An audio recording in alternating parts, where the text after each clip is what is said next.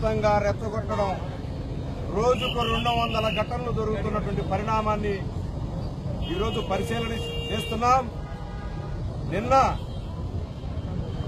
శ్రీనివాస్ అనే ఇంజనీరు అత్యంత దారుణంగా ఈ జాతి విద్వేష దురహంకార శక్తుల చేతుల్లో కాల్చివేయబడ్డాడు.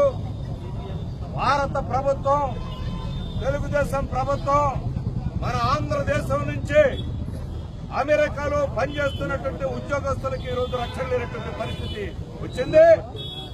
తెలుగుదేశం, బీజేపీ కేంద్ర ప్రభుత్వం ఈ రెండు ప్రభుత్వాలు కూడా వెంటనే జోక్యం చేసుకుని అమెరికాలో జాతి అహంకార శక్తుల్ని అదుపు చేసే దానికోసం వెంటనే చర్యలు చేపట్టాలని చెప్పేసి డిమాండ్ చేస్తున్నాం.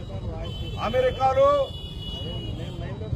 అధ్యక్ష ఎన్నికల సందర్భాన్ని పురస్కరించుకుని ట్రంప్ పెద్ద ఎత్తున మత విద్వేషం, జాతి విద్వేషాన్ని రెచ్చగొట్టాడు. దాని యొక్క పర్యవసానంగా ఈరోజు ఈ హత్యాకాండ అమెరికాలో విదేశాల నుంచి వచ్చి ఉద్యోగాలు చేసుకుంటున్నటువంటి మేధావులు, ఇంజనీర్లుగా ఉన్నటువంటి వాళ్ళందరినీ ఈరోజు ఈ వివక్ష దురహంకార శక్తుల యొక్క దాడులకి బలి చేసేటువంటి పరిస్థితులు వచ్చాయి. కేంద్ర ప్రభుత్వం, రాష్ట్ర ప్రభుత్వం జోక్యం చేసుకుని దీన్ని అదుపు చేయాల్సినటువంటి అవసరం ఉన్నది. వామపక్షాలు ఇతర శక్తులను కలుపుకొని ఈ అమెరికాలో ఉన్న భారతీయుల యొక్క రక్షణ కోసం పోరాటాన్ని ఉధృతం చేస్తామని చెప్పి కేంద్ర రాష్ట్ర ప్రభుత్వాలకి హెచ్చరిక చేస్తా ఉన్నాం.